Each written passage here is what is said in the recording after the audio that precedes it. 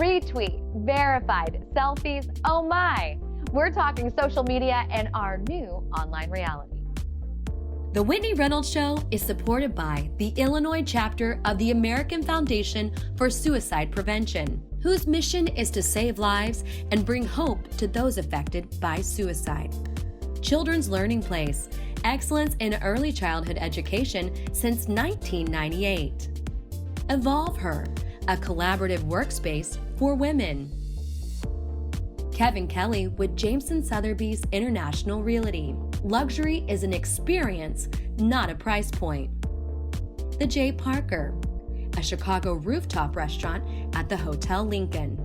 And Hollis Plyman & Company, a Jacksonville CPA firm assisting individuals and businesses with financial success.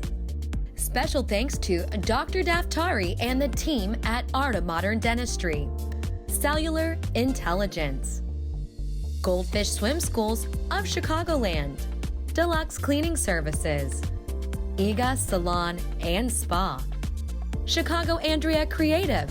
And Export Fitness.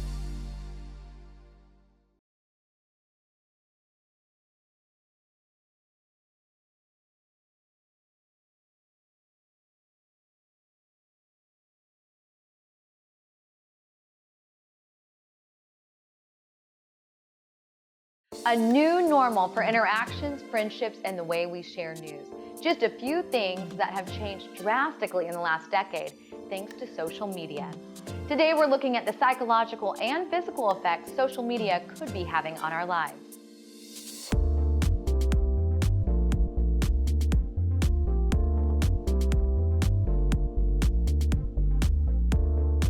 You're watching The Whitney Reynolds Show. Our first guest, Teacher of the Year for Illinois, has seen a drastic shift in social media and her students. She's here with more. It's not every day you have Teacher of the Year on the set for Illinois. I am so excited to be here. Thank you so much for having me. Well, it's interesting with today's topic and what's happening to our youth. And you are Teacher of the Year for Illinois. And also you've been in the classrooms. So social media is affecting adults in its own way. But what's going on with our kids? Well, so my students are growing up in a world in which computers and the internet have always existed. So undoubtedly, it impacts the ways in which they communicate, they think, they live. Typically, when we talk technology and students, there are people from two camps. There are those who say, oh, these kids today and their phones, which I get, but there are also a lot of positives to technology in the classroom. And ultimately, my role is to prepare students to be responsible consumers of information and to navigate this digital world in which they're expected to be digital natives. Are there rules in the school of what kids can and cannot do? Sure. I've seen a progression in the 11 years that I've been at Dwight Township High School. The rule early on in my career used to be that kids could only access their phones when they were in the cafeteria having lunch. But now it really is, it's very common for them to walk around in the halls buried in their phones in between passing periods, which is actually one of my pet peeves because then they're oblivious to everything that's happening around them. But typically it depends teacher by teacher if the kids are allowed to have their phones out. But there are times when we're incorporating, their phones into lessons and even using the social networking and social networking for, lessons that we're doing to improve those.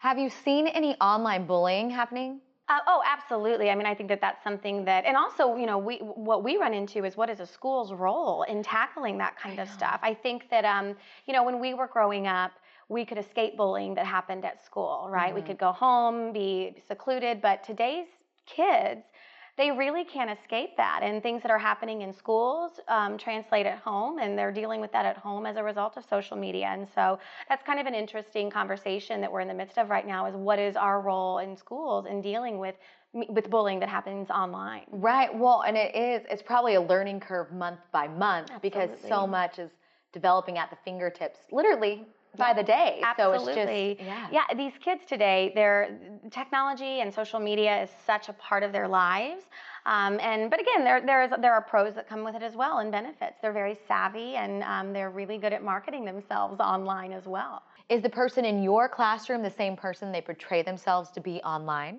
I think they've become very skilled they have their lives off of social media, and yet they cultivate the life they want to portray in social media, which is an interesting skill that they've acquired. And I definitely can relate to that and see a difference. But they're very skilled at creating lives that they want to portray online. And would you say that's a good thing? You know, I don't know that I think it's great to have goals and to be ambitious and to envision what it is you want in life.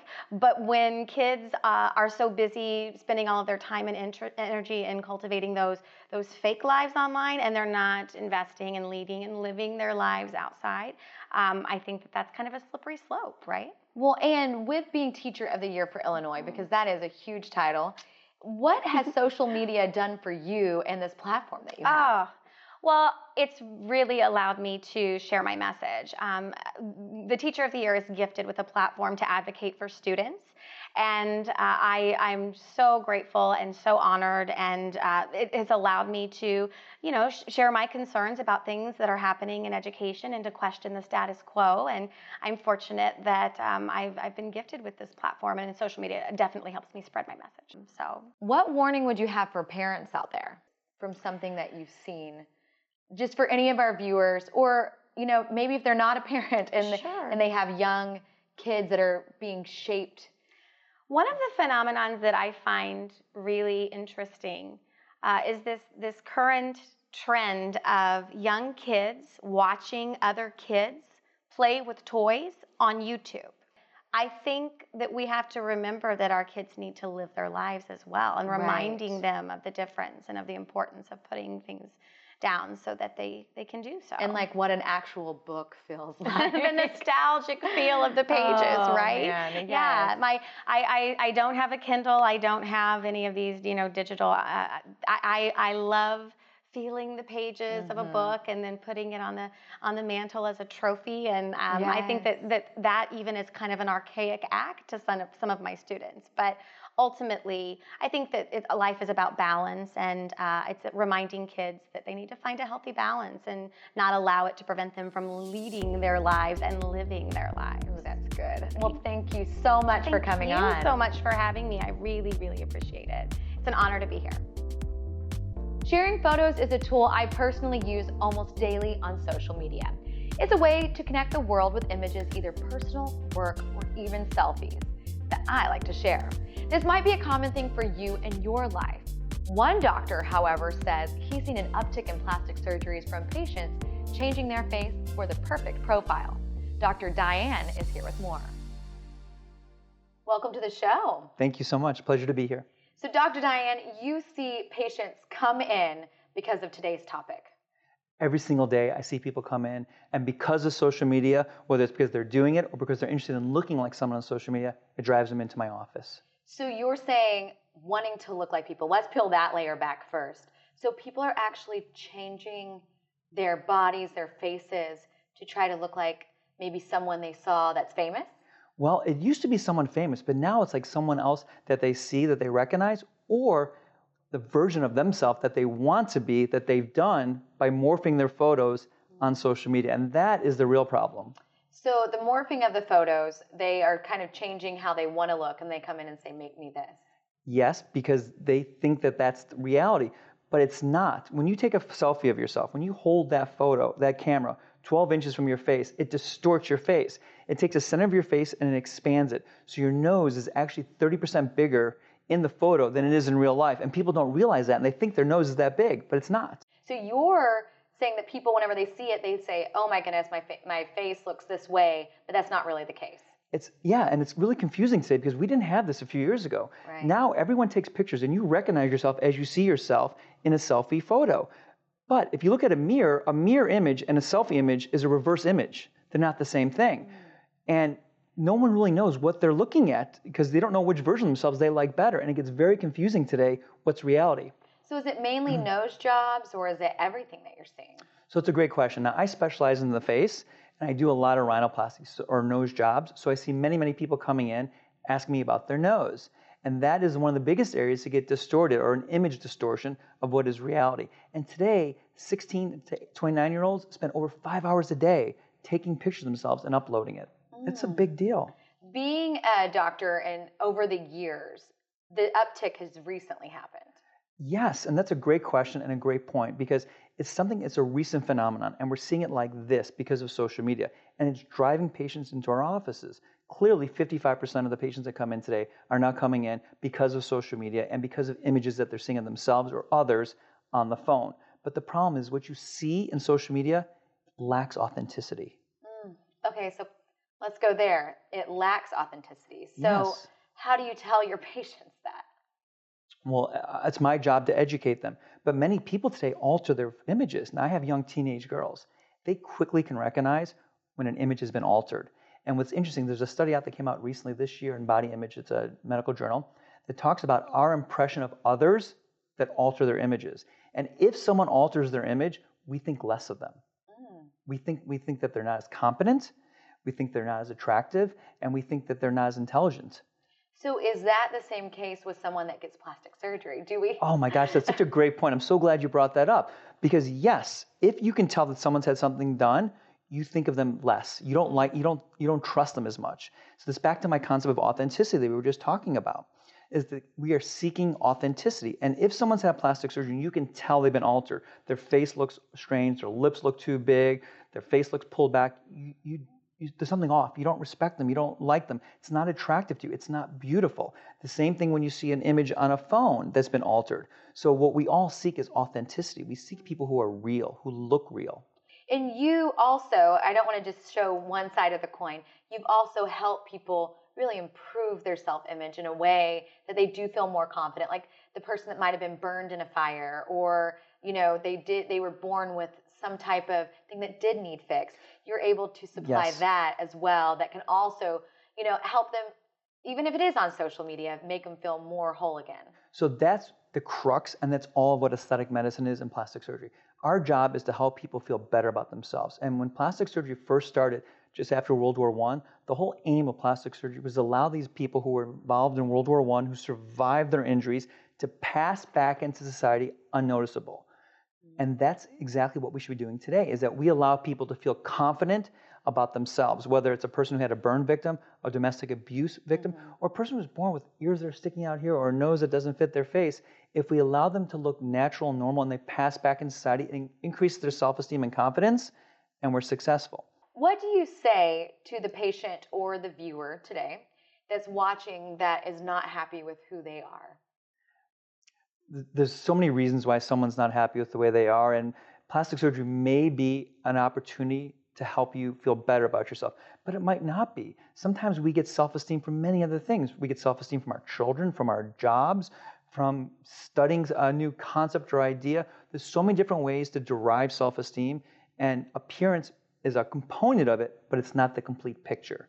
Have you seen that with social media, someone will come in and get something fixed and then still not be happy? Yes. So there's a condition called body dysmorphic disorder, and many of you know it out there because that is also anorexia nervosa, and many people know anorexia, where a young girl will look at herself in the mirror and she'll see a figure and she'll think that she looks fat and she's not. The same thing happens with facial features. You'll see something that's not there and you fixate on it. So that's body dysmorphic disorder, or fixation on a certain area of the face, body checking. You see people who do that all the time, who are always looking into their phones. It's a condition that we may not be able to treat, and I may be able to do a procedure on them to make their nose better or to make their face more proportionate, but it still doesn't satisfy them, and that happens up to 30% of the time. So yes, this is all very current right now, and for those of us who have young children, you really have to think about this as your kids are coming of age in this time period with social media. Right. Oh my goodness, so many things. Thank you for being open and honest about today's topic. It was a pleasure to be here, and I'm happy to talk about this to anyone once a year. It's now time for our viewer's voice, where we have you, the viewer, weigh in on our topic. Ironically, the way we ask you to share these videos is in selfie mode. Today's question is, how has social media impacted you? I feel like it positively, in fact, impacts me because we're able to connect with people all around the world. I feel like it also negatively impacts me due to the fact that we're losing like social skills and communication skills. But I feel like in general, it's really good for our lives. I generally think that social media is good, but I do know that I compare myself to people a lot, and that social media definitely gives me greater access to do that. Get social with us. Make your voice heard. Submit your video on WhitneyReynolds.com. Well, our next guest sat down at her kitchen table with a dream and started developing a plan. That plan turned into a business, and she says thanks to social media, that business and her vision is now in front of thousands, and it's her prosperous reality. Let's hear Michelle's social story. So today our show is on social media and the impact, and this actually helped your business boom. Yes, social media has really been an amazing tool for me to grow my business, more than really I ever imagined. And your story is very complex in the way, like, you've had cancer, you've actually been fired, like there was a couple things in your path, but you found a way to authentically tell it and get your brand out there, where now it's like, hello, she's arrived. Yeah, it's funny. I think a lot about how people started businesses and launched companies when we didn't have social media, right? Because we're so lucky in this day and age now that we have this tool to get our messages out there. And yeah, I had a truly rough road to come to where I am today. And it took a lot of guts and it took a lot of fear. And I wasn't sure only 2 years ago whether or not it was time for me to really launch my business. I actually took a mentor and a family friend and a lot of convincing from a lot of people who care about me to really push me over the edge to do it. And I still remember even the day I sat with my mentor and we were typing what the message was going to be on LinkedIn, before I hit post, and it was terrifying.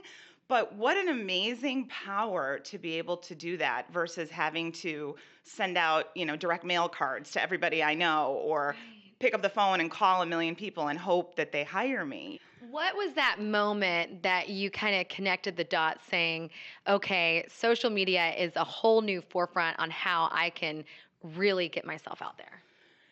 I think it was the moment when, probably a couple months into the business, when I was so afraid to start it, not only because, I wanted to make sure everything was perfect, but then I didn't know what was going to happen. Like when I put it out there on social, I didn't know if it was going to be, crickets and nobody was going to respond, or if I was going to be like overwhelmed, But the way I started to get feedback from people that, I worked with 10 years ago, 15 years ago, 5 years ago, people who knew about me and knew the work I did. I didn't even know actually what people thought of me, really, as a publicist, as a journalist, and the reputation I had. And so when I started to actually get clients and people started to spread the word through literally social media, and in the last 2 years, I can say we've had 800% growth, and I'm so blown away by that. And I feel like probably 2 months into growing the business is when I thought, oh my God, I need to invest in social media, get really good experts around me, which I did, who know what they're doing, and keep this up. And every day, not only am I on it, I have my team on it, and we're all constantly posting and working. It's amazing to see how it's just changed over the time, and how, like you were saying, when you get ready to post, it could be one of those do I do it? Do I not? Could there be crickets? Am I going to be received? But it's really putting yourself out there, and that's what's made you be super successful. Yeah, and also the other thing I've learned, through a lot of people that I've worked with in this business is, sure, of course, I put pictures up where I look skinnier. I filter my pictures. I want to look good, right? I want my hair to look great. I want to look great, but it's about being real, right? So if I'm having a bad day, or if I'm rushing around, or something crazy's happening, I'm trying to post that stuff too, show the real story. Yes. Yeah. Well, thank you so much for coming on. Thank you. Endless information at our fingertips.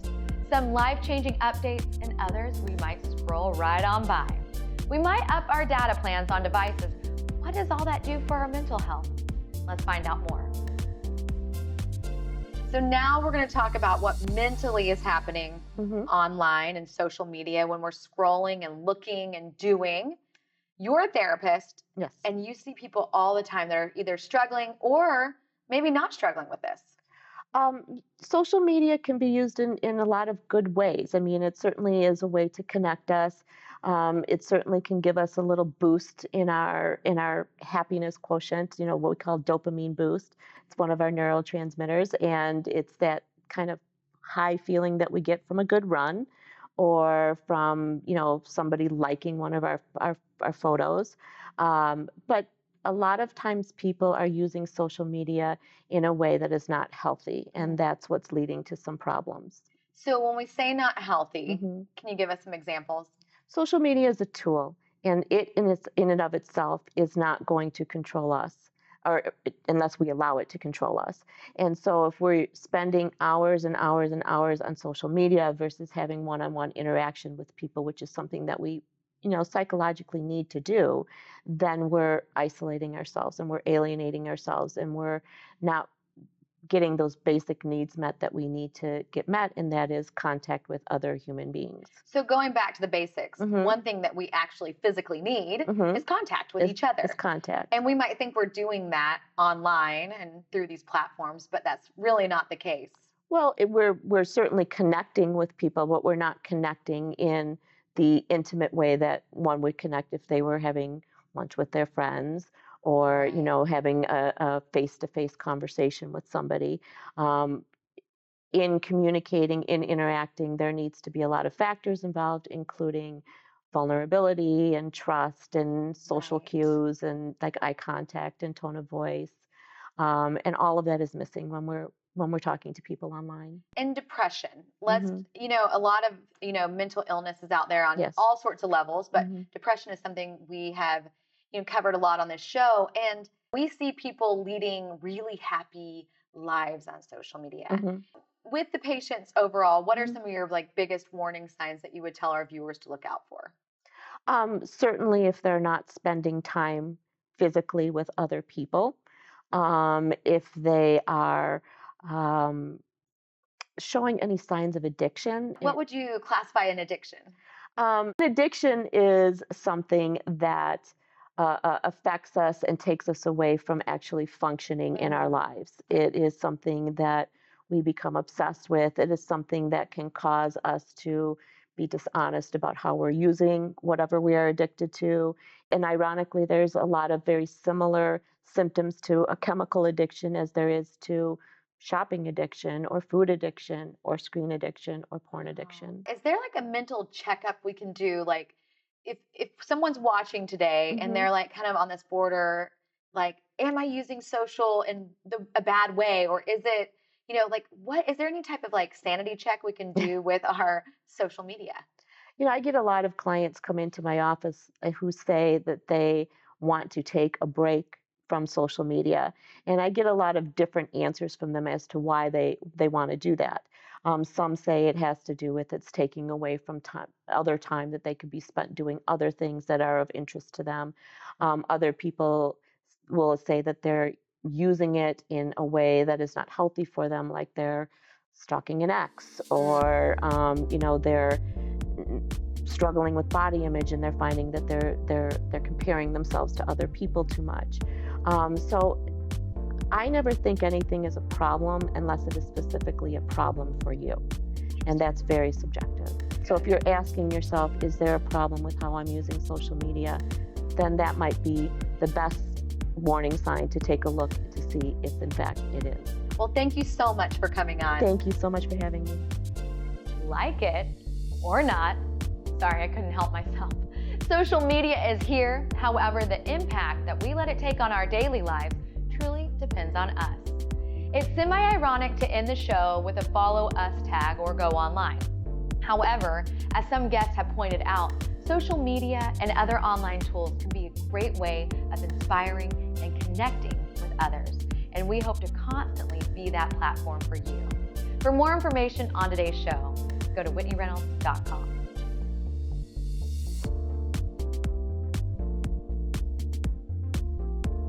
Go beyond the interview with Whitney Reynolds in her 52-week guide of inspiration. The book goes deeper with the stories you see on The Whitney Reynolds Show. To order your copy for $12.95 plus shipping and handling, go to whitneyreynolds.com/store and use code PBS. The Whitney Reynolds Show is supported by the Illinois chapter of the American Foundation for Suicide Prevention, whose mission is to save lives and bring hope to those affected by suicide. Children's Learning Place, excellence in early childhood education since 1998. Evolve Her, a collaborative workspace for women. Kevin Kelly with Jameson Sotheby's International Realty. Luxury is an experience, not a price point. The J. Parker, a Chicago rooftop restaurant at the Hotel Lincoln. And Hollis Plyman and Company, a Jacksonville CPA firm assisting individuals and businesses with financial success. Special thanks to Dr. Daftari and the team at Art of Modern Dentistry. Cellular Intelligence. Goldfish Swim Schools of Chicagoland. Deluxe Cleaning Services. Iga Salon and Spa. Chicago Andrea Creative. And Export Fitness.